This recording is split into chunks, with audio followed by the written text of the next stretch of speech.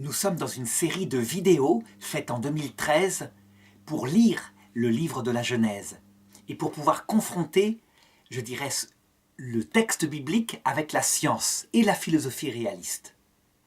Et je voudrais aborder dans cette leçon la question de l'apparition de la vie.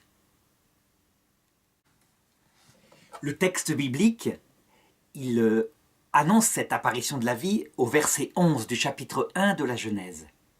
Dieu dit que la terre verdisse de verdure, des herbes portant semences et des arbres fruitiers, donnant sur la terre selon leur espèce les fruits contenant leurs semences. Et il en fut ainsi. La terre produisit de la verdure, les herbes portant semences selon leurs espèces, les arbres donnant selon leurs espèces des fruits contenant leurs semences.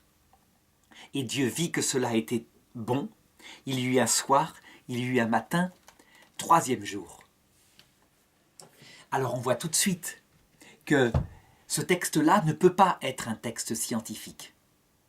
Je dirais que c'est dans ce texte-là que les choses apparaissent au plus clair et que l'Église a bien raison de dire que ce texte-là ne contient pas infailliblement une révélation sur ce qui s'est passé concrètement, je dirais en tout cas sur tous les points. Ça, c'est le domaine de la science. L'Église catholique s'occupe de la doctrine du salut. Et donc, elle a bien raison de dire que ce texte, il faut regarder d'abord ce qu'il signifie au plan de la doctrine du salut.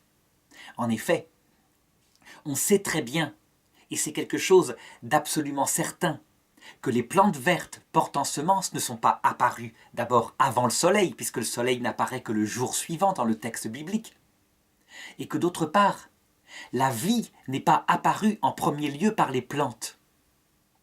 La vie est apparue pendant des milliards d'années de manière absolument invisible, si bien que si on s'était déplacé sur Terre, on aurait cru que le monde était purement minéral.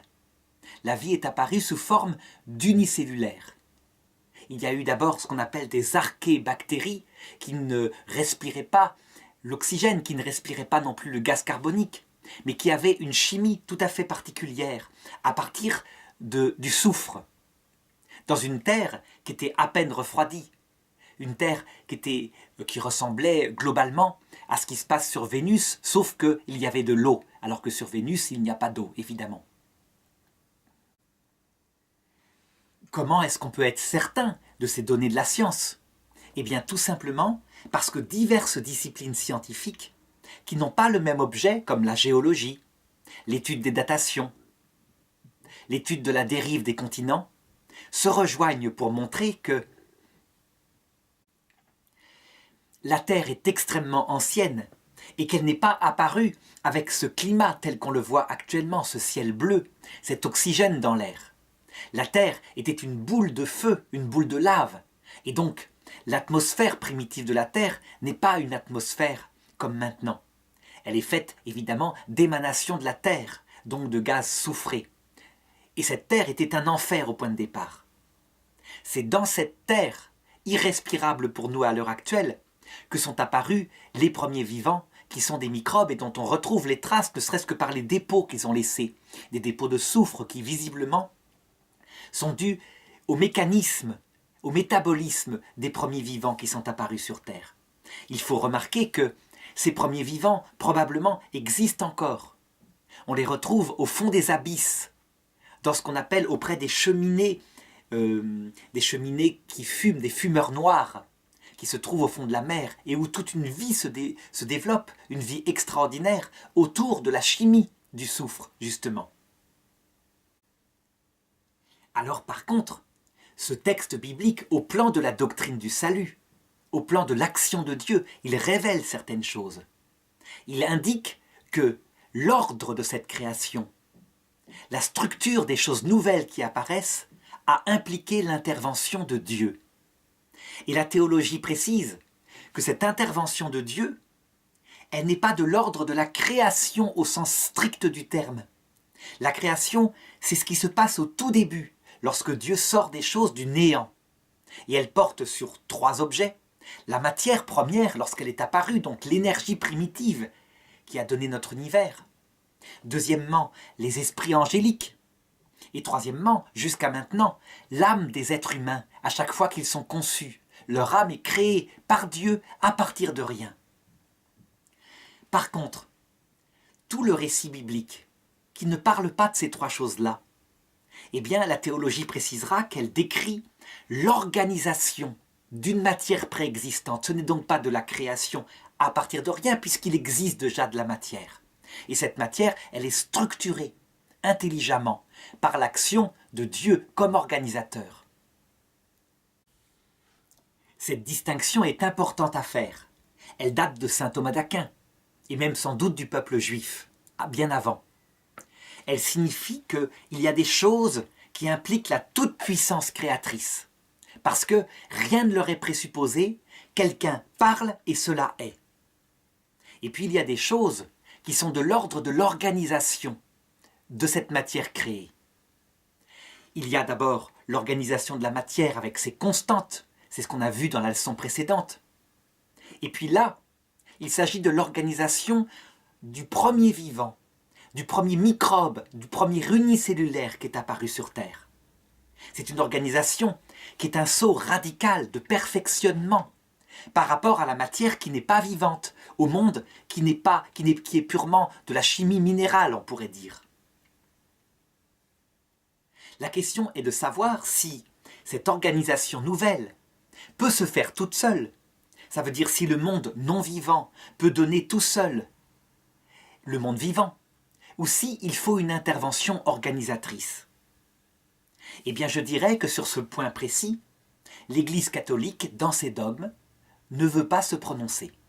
Pourquoi? Parce qu'elle aurait peut-être un discours à faire, mais qu'elle dit « ça ne concerne pas directement la doctrine du salut de l'homme ». Que la vie puisse apparaître toute seule à partir d'une matière non vivante préexistante ou pas, c'est à la science et à la philosophie réaliste, ça veut dire à l'intelligence humaine par ses forces naturelles. Ce n'est pas à la révélation de Dieu qui, lui, s'intéresse au salut d'en parler. Et donc l'Église s'abstient de donner un discours, du moins un discours dogmatique, ça veut dire de définir comme une vérité certaine les choses. Elle laisse à la réflexion des philosophes et des scientifiques le soin de se prononcer. C'est une décision sage. L'Église se contente de son domaine spécifique d'expertise, aidé par l'Esprit Saint. Et ça n'empêche pas que les hommes d'Église, qui sont aussi des philosophes, qui peuvent être des scientifiques, ont un avis là-dessus. Il y a eu par exemple Teilhard de Chardin, un prêtre des années 50, un jésuite, qui lui croyait dans la doctrine de l'évolution, plutôt dans la pensée de l'évolution. Depuis le tout début, ça veut dire depuis la matière qui se structure avec ses lois naturelles, en passant par l'apparition de la vie, en passant par l'évolution, l'apparition des organes radicalement nouveaux, et jusqu'à l'esprit de l'homme. Il allait jusqu'à dire que le Christ lui-même mettait un terme, un achèvement ultime à l'évolution, quand Dieu s'unissait à sa création en se faisant homme. Eh bien l'Église l'a laissé sans problème parler de tout, sauf de deux points. À savoir que l'esprit humain, dit l'Église, ne peut pas procéder par une évolution de la matière. Il est fait d'autre chose, il est créé directement par Dieu. Et d'autre part, l'incarnation du Christ n'est pas pour achever la perfection de l'univers. Certes, elle achève la perfection de l'univers, mais son but premier en s'incarnant, le Christ, c'est de sauver l'homme, de révéler son amour. Donc c'est un autre projet que ce projet d'évolution tel que le décrit Teilhard de Chardin. Donc, il ne faut pas chercher dans le dogme de l'Église une définition comme quoi le premier microbe aurait été façonné par l'action de Dieu ou par l'action des êtres de Dieu qui sont les anges qu'il avait créés au point de départ. Ça, c'est un domaine qui n'appartient pas à la théologie catholique, qui reste dans la doctrine du salut. C'est un domaine qu'on verra par contre chez les évangéliques américains qui, eux, s'efforcent de lire de manière concordiste le texte biblique et qui donc quelquefois même essayent de justifier l'apparition des arbres portant semences avant l'apparition du soleil, ce qui est absolument impossible et qui, je dirais, est un clin d'œil de Dieu pour leur dire qu'ils font visiblement fausse route, qu'il faut interpréter autrement ce texte.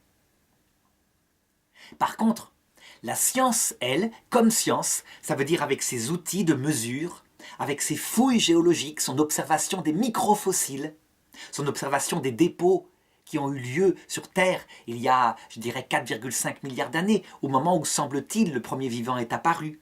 Par l'étude de l'ADN, elle a un véritable discours à donner. Et ce n'est pas seulement un discours de philosophie, comme je le disais, pour ce qui concerne l'apparition première, le Big Bang. D'où est-ce qu'il sort? Là, c'est un discours philosophique et non pas scientifique. Alors, qu'est-ce que dit, de manière définitive et précise, la science moderne? Je parle bien de faits démontrés, et non pas d'hypothèses. Les hypothèses, on va les voir après, elles peuvent aller très loin.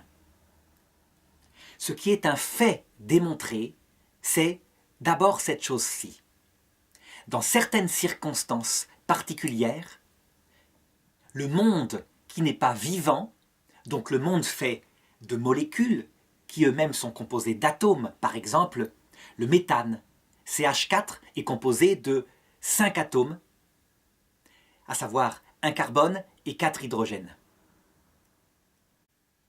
Le gaz carbonique, CO2, est composé d'un atome de carbone et de 2 atomes d'hydrogène avec des lois que définissent la chimie. Eh bien, cette chimie non vivante, peut produire des briques qui, de fait, sont utilisées par la vie pour se structurer. Les expériences d'un scientifique appelé Stanley Miller dans les années 50 ont manifesté qu'en donnant un milieu particulier, un milieu qui ressemble effectivement à ce qu'a pu se passer sur Terre au niveau pression, température au tout début, avant que la vie n'apparaisse, eh bien ce milieu peut donner spontanément ce qu'on appelle des bases azotées. Les bases azotées, ce sont des molécules autour d'un carbone, autour de plusieurs carbones, qui structurent la molécule géante qui donne l'ADN et donc qui programme la fabrication des protéines qui elles-mêmes font fonctionner la vie, toute vie qui apparaît sur Terre, aussi bien la vie des microbes que la vie des hommes. Donc dans son expérience, Stanley Miller avait constaté l'apparition de plusieurs de ces bases azotées, la guanine, la cytosine, la thymine, l'adénine, pas toutes, une des 4 n'était pas apparue. Mais en tout cas, spontanément, elles étaient apparues. D'autre part, on retrouve ces bases azotées dans la neige sale qui compose les comètes, si bien que certains scientifiques ont dit que ces bases de la vie avaient pu être communiquées d'une source extraterrestre, à savoir les comètes. Cette expérience de Stanley Miller pouvant être refaite, eh bien, elle est véritablement d'ordre scientifique, au sens propre. La science, ça veut dire une expérimentation, une connaissance réaliste autour de mesures mathématiques, autour d'analyses chimiques, etc. À partir de ces données, certains scientifiques ont émis des hypothèses. Ils ont dit, il faudrait voir si l'étape suivante, ça veut dire le fait que ces bases azotées puissent se coller l'une à l'autre, pour former un brin d'ARN, acide ribonucléique, qui est utile dans l'ordre d'une vie primitive, une vie qui ne peut pas se reproduire, mais tout de même, si ça ne se fait pas spontanément. Et donc, depuis les années 50, on passe à l'étape suivante, on essaye de chercher, par des méthodes scientifiques, comment a pu apparaître le premier microbe. Toute la difficulté de cette recherche, c'est qu'évidemment, on cherche à trouver le premier microbe, le plus simple, d'accord, mais tout de même, en sachant que tout vivant autonome a forcément 2 facultés vitales. D'abord, il doit être capable de trouver sa nourriture dans son milieu. Pourquoi? Parce qu'il est soumis, comme toute réalité, à l'usure, à la perte d'énergie. Et donc, s'il ne trouve pas de nourriture, il ne peut pas survivre. Mais ce n'est pas suffisant. En même temps, il doit être capable de se reproduire. C'est absolument nécessaire. Imaginons que apparaissent par hasard dans une soupe primitive, ça veut dire dans des mares, des flaques d'eau chaudes, remplies de minéraux, alors que la vie n'est pas sur Terre, un vivant fantastiquement organisé qui peut trouver sa nourriture lui-même dans son milieu, mais qui ne sache pas se reproduire. eh bien il disparaît au bout de quelques jours, quelques semaines, et c'est tout. Ça ne donne aucune descendance. Il faut donc que ce premier vivant, le premier vivant au sens propre, soit capable de se dupliquer.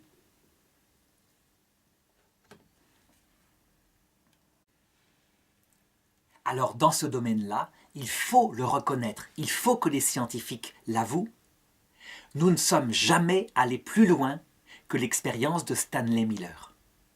Ça veut dire que, pour le moment, dans toutes les expériences qui ont été entreprises, jamais, par des simples lois du hasard et de manière spontanée, des bases azotées se sont agencées entre elles pour former ne serait-ce que le début de quelque chose qui ressemblerait à un simple ARN. Alors un ADN, ça veut dire acide désoxyribonucléique, la fameuse double hélice qui est pour les vivants perfectionnés. N'en parlons pas. Rien n'apparaît. Pour le moment, on peut dire que l'ADN et l'ARN n'apparaissent et ne se dupliquent que à l'intérieur d'un vivant, ou alors dans une chimie précise, organisée. Ça veut dire lorsque des hommes, des scientifiques avec le génie génétique, collent bout à bout des bouts d'ADN. On dit que dans les années 2013, un premier vivant aurait été structuré directement, sans aucun apport, à partir du monde non vivant, à partir de bases azotées. C'est possible. Il est fort probable que l'homme pourra le faire, et l'a peut-être déjà fait. Simplement, c'est l'homme qui le fait avec son intelligence. Il faut qu'il y travaille. Il faut qu'il utilise des mécanismes chimiques pour coller ces bouts d'ADN. Spontanément, jamais ils ne se collent ensemble. Alors évidemment, en plus, il faut ajouter à cela que l'homme le fait à partir de l'ADN de vivants connus. Il se sert de ces programmes et il les reproduit. Le problème, évidemment, c'est qu'il faut arriver à trouver comment le premier vivant aurait pu apparaître sans qu'il y ait un dessein intelligent comme cela, le dessein intelligent d'êtres humains qui veulent structurer la vie. Et c'est là que, il faut le reconnaître, tous les savants qui disent à la télévision « ça s'est fait spontanément, c'est évident, c'est acquis, ce n'est plus une hypothèse », ils sortent en fait de la science puisqu'ils n'ont aucune donnée expérimentale. Et ils sont en réalité dans une discipline qui s'appelle de la philosophie. En l'occurrence ici, c'est une conviction qu'ils ont, une conviction de foi matérialiste que, avec beaucoup de temps, avec, je dirais, des probabilités, la vie peut apparaître absolument miraculeusement, évidemment, parce que c'est très très faible comme probabilité, mais qu'elle peut apparaître par hasard. Et donc, puisqu'il se situe en philosophie et non plus en science, eh bien je dirais que la philosophie a tout à fait le droit, mais cette fois de manière réaliste, de regarder ce qu'il en est et de se demander s'il est possible que la vie puisse apparaître tout seul, par hasard, sans aucune intervention d'une quelconque intelligence, à partir du monde non vivant. Eh bien je dirais que, en réalisme absolu, il y a deux obstacles qui semblent infranchissables. Je dis bien qui semblent, parce que je vais les présenter et c'est à chacun de faire son jugement. Le premier obstacle, c'est donc l'organisation extrêmement ordonnée, précise du premier vivant. Dès son apparition, il faut donc qu'il soit capable de se nourrir, de se reproduire. Et cela, on le sait actuellement, c'est porté par une programmation sur l'ADN. Donc si je fais une analogie, je pourrais dire ceci. Globalement, un vivant, aussi primitif soit-il, qui n'aurait que ces deux fonctions-là, donc j'évacue de lui tout ce qui est la protection antivirus, parce qu'évidemment, quand il y a de la vie, il y a des attaques extérieures. Ne gardons que les deux facultés, nutrition, reproduction. Eh bien ce premier vivant, il implique un texte qui programme ses fonctions vitales, qui programme les protéines qui vont elles-mêmes être actives dans son fonctionnement. Eh bien, c'est quelque chose d'extrêmement complexe. On peut dire que c'est un texte qui fait au minimum, je dirais, 100 millions de bases azotées. Ça veut dire 100 millions de caractères précisément agencés pour structurer tout cela. Et comme ce texte, il est fondamental, il porte sur des fonctions premières, la moindre erreur a des conséquences terribles. Je ne dis pas par là qu'une seule programmation est possible, plusieurs sont sans doute possibles, mais une erreur, un peu comme dans la programmation du démarrage d'un ordinateur, une erreur de point-virgule et ça ne fonctionne plus. Et dans ce cas-là, le vivant ne peut pas vivre. Toute la question et le premier obstacle, c'est donc une question de probabilité. Comment, dans des sous-primitives, des milliards de petites mares, des centaines de milliards de petites mares sur Terre, une Terre non vivante, comment aurait pu, par un simple calcul de probabilité, apparaître un vivant comme ça qui fonctionne? C'est une objection qui est donnée par des personnes qui s'opposent à la théorie de la sous-primitive et il faut tout de même la regarder de manière objective. Prenons une simple phrase comme « je pense donc je suis ». C'est une phrase qui, en français, utilise à peu près 20 caractères. Je me rappelle que lors d'une formation, justement, sur l'évolution, où un scientifique disait, pour se moquer des objections que je donne maintenant, il disait, prenons cette simple phrase, c'est l'objection que donnent ceux qui s'y opposent, est-ce qu'elle peut apparaître par hasard sur un ordinateur?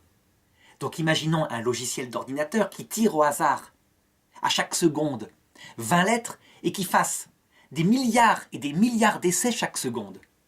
Est-ce qu'il pourrait un jour tomber par hasard sur la phrase « je pense donc je suis » ? Et donc, ce scientifique disait, effectivement, si on fait un calcul de probabilité, pour qu'il tombe d'abord sur la lettre J, il y a une chance sur à peu près 64 en comptant tous les caractères qui sont dans un ordinateur.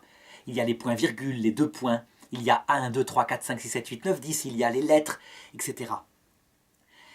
Pour qu'apparaisse ensuite par hasard le E, il y a une chance sur 64, donc ça fait déjà une chance sur 64 au carré. Mais il disait bien que pour le moment c'est possible, ça se réalisera, et il avait bien raison. Pour qu'apparaisse « je pense donc je suis », c'est donc une chance sur 64 à la puissance 20. Et il disait, effectivement, on est dans des chiffres gigantesques. Mais il suffit, disait-il, de donner à l'ordinateur la phrase au point de départ. Et alors toutes les conditions changent. Puisqu'il l'a au point de départ, dès qu'il tombe sur le J, il le garde. Ensuite, il tombe sur le E, il le garde. Il tombe sur l'espace qui suit, il le garde. Et donc, en 1/1000e de seconde, je pense donc je suis va apparaître. Et donc, il était très content de lui parce qu'il avait démontré que tout était une question de critères. Et que donc la négation de la possibilité qu'apparaisse par hasard, je pense donc je suis, était contrée. Et je me rappelle avoir levé la main et lui avoir dit « Monsieur, vous venez de démontrer le dessin intelligent. » En effet, si vous donnez à votre ordinateur de manière intelligente la phrase qu'il doit trouver après, si vous le programmez, il va la trouver. Le problème pour l'apparition de la vie, c'est qu'il faut qu'il la trouve seul, que les lois de la sous-primitive sont des lois absolument aveugles puisqu'elles nient l'existence même d'une intelligence qu'aurait pu organiser la vie. Donc ça avait été source de grands débats, évidemment. Et dans sa conviction, ce savant qui en fait était un philosophe matérialiste athée, restait sur sa conviction. Il ne pouvait pas y avoir de dessin intelligent puisque c'est forcément sectaire. Et je lui disais, en fait, nous sommes deux philosophes qui discutons. Nous ne sommes pas d'un côté un théologien créationniste et de l'autre côté un scientifique. Non, ni l'un ni l'autre ne se situe en science puisqu'on discute de choses dont on n'a absolument aucune donnée en science, si ce n'est un calcul de probabilité. Donc c'était très difficile d'arriver à ce qu'ils comprennent la précision épistémologique qu'il fallait avoir. Bien, reprenons ce simple calcul de probabilité. 30 caractères, je pense donc je suis. Peut-être qu'en faisant tourner des ordinateurs sur 1000 ans, sur 10 000 ans, à raison de 100 milliards d'essais par seconde, on finirait peut-être par l'avoir. Un peu comme on gagne au loto. Quoique, certains statisticiens disaient que dans le réel, on a déjà un chiffre si gigantesque qu'on dépasse la possibilité du réel. Le problème maintenant, c'est que faisons l'exercice avec l'apparition de n'importe quelle page, une page format A4, caractère 12, Time New Roman, donc une page sur n'importe quel texte, dans n'importe quelle langue du monde, qui veut dire ce qu'on veut, mais qui veut dire quelque chose, dans une langue quelconque. Il y a donc véritablement plein de possibilités, une infinité de possibilités. Faisons tourner des ordinateurs sur des milliards d'années pour obtenir donc un effet intelligent qui va demander une chance sur 64 à la puissance 3000. Eh bien, en l'occurrence ici, jamais, jamais, cela ne se produira. C'est-à-dire que les ordinateurs auront beau tourner pour l'éternité, jamais il ne sortira un texte organisé, sans faute, et qui veut dire quelque chose dans n'importe quelle langue du monde. Pourquoi ? Parce que la probabilité en question est tellement grande que le phénomène ne se produit jamais. Il sort de la possibilité du réel. Le réel, il faut le savoir. C'est quoi ? Ce sont des chiffres. Par exemple, on estime que dans l'univers entier, comme atome d'hydrogène, donc dans les milliards de galaxies qui nous entourent, il y en aurait 10 puissance 200. Ça veut dire un chiffre avec 200 zéros. C'est des milliards de milliards de milliards de milliards de milliards. Rien que pour une probabilité, pour qu'apparaisse une page de texte avec 3000 caractères. C'est donc 3000 zéros après le chiffre 1. Une chance sur un chiffre qui a 3000 zéros. Et on ne peut même pas imaginer ce que ça signifie dans le réel. Mathématiquement, on l'imagine, on dit il y a une petite chance. Mais dans le réel, c'est quelque chose d'inimaginable. Eh bien le problème, c'est que pour le premier vivant qui est apparu et qui est fonctionnel, c'est pas seulement 3000 bases azotées organisées qu'il faut. C'est, je le disais tout à l'heure, des millions. Et donc on voit le premier obstacle qui se pose. Le problème, c'est que ce n'est pas le seul. Il y a un deuxième obstacle que la science devra vaincre pour montrer, au point de vue scientifique, que la vie peut apparaître sans l'intervention d'une quelconque intelligence. Ce deuxième obstacle, c'est la loi qui préside au monde qui n'est pas vivant. Le monde donc des atomes, hydrogène, carbone, oxygène, etc. Ces atomes, ils forment entre eux des molécules. La molécule, c'est un assemblement d'atomes selon des règles particulières qu'ont définies les chimistes. On pourrait dire que, par exemple, un atome d'hydrogène, il a un petit bras griffu pour attraper un autre atome. Un atome de carbone, il a 4 bras, il peut en attraper 4 atomes. Et ils forment des liaisons qui sont solides quand il n'y a pas trop de monde au bout. Ça veut dire que plus les atomes se collent entre eux pour former des molécules géantes, et plus les molécules géantes sont fragiles. Dans la nature, dans le monde non vivant, je ne parle pas de la chimie fabriquée par les hommes, mais dans le monde non vivant, des molécules structurées avec ces liaisons qu'on appelle des valences, la plus grosse qui peut apparaître, apparemment, ce serait le clinochlore. C'est une roche particulière, avec du chlore, avec d'autres molécules, qui est tellement fragile parce qu'elle est composée de quelque chose comme 200 atomes, que dès qu'elle apparaît à l'air, elle se met à fumer, elle se décompose. Alors on pourra m'opposer le diamant, qui est effectivement une gigantesque molécule. Mais c'est un cristal, c'est rigide, ça ne donne pas la vie. La vie, elle, c'est la souplesse, donc c'est des molécules un peu comme le clinochlore. On pourra m'opposer le nylon. Le nylon, c'est une molécule fabriquée par l'homme. Dans la nature, il n'apparaît pas de nylon. Donc le problème qui se pose, c'est comment est-ce qu'un monde dont les lois sont de se simplifier, de retourner à un état stable des molécules simples comme le gaz carbonique, comme l'oxygène O2, comme éventuellement le méthane, et puis dans des circonstances plus complexes, des bases azotées avec, je dirais, moins de 20 atomes. Comment peuvent-elles donner les gigantesques molécules qui structurent la vie ? Tout ça, c'est appelé à se décomposer. Donc, si on prenait une analogie pour illustrer les deux objections, je dirais que pour que la vie apparaisse toute seule, sans l'intervention d'une intelligence qui l'organise à partir d'un monde non vivant, le premier obstacle, c'est celui qui consisterait à prendre les pièces d'un ordinateur, à les démonter, à les lancer en l'air pendant des milliards d'années, autant de fois qu'on veut, jusqu'à ce que par hasard, l'ordinateur se restructure tout seul et se remette à fonctionner. Eh bien c'est un peu cela, l'idée L'idée, à savoir cet ADN extrêmement complexe. La deuxième chose, le deuxième obstacle qui doit être franchi, c'est celui-ci.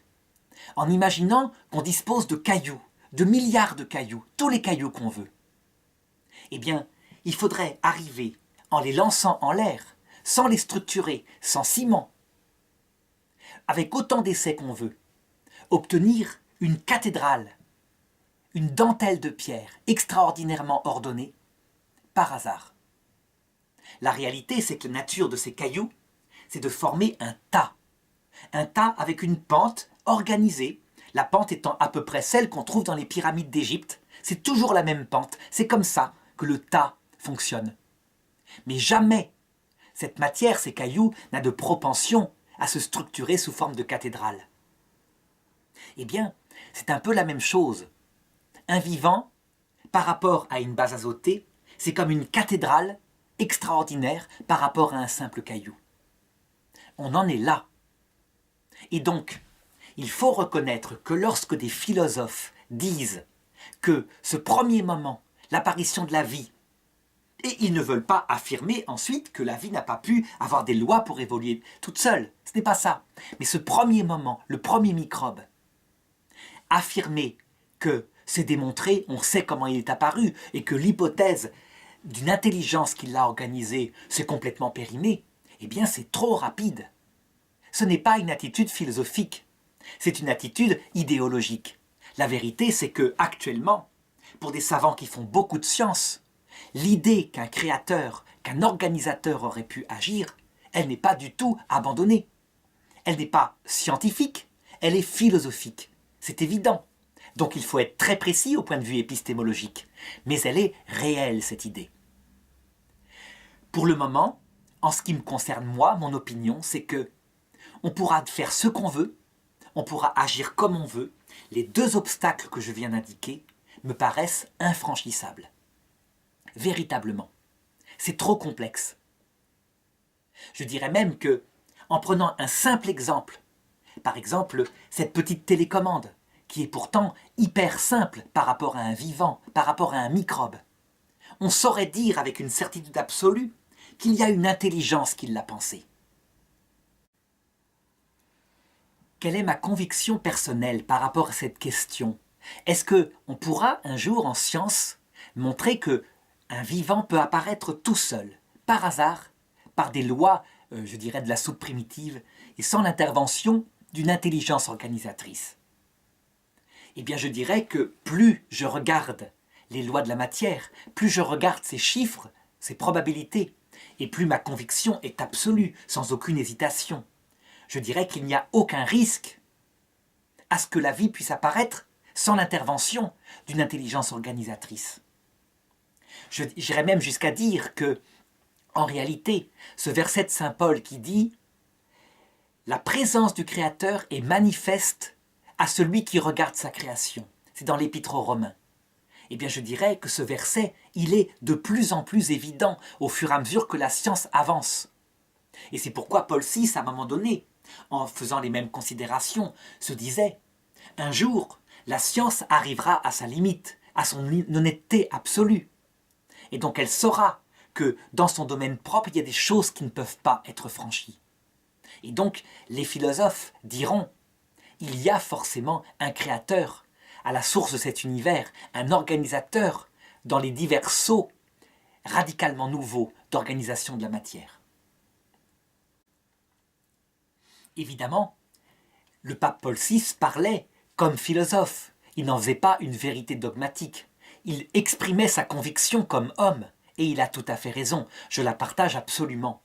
Il faut simplement éviter de croire que la vie et son apparition seraient dogmatiquement, obligatoirement, je dirais qu'on devrait croire comme chrétien qu'elle est apparue par l'intervention de Dieu. Non. L'Église ne se prononcera jamais dogmatiquement, c'est le domaine de la science, de la philosophie réaliste, et laissons les scientifiques, les philosophes réalistes continuer de se pencher sur le problème avec leur méthode.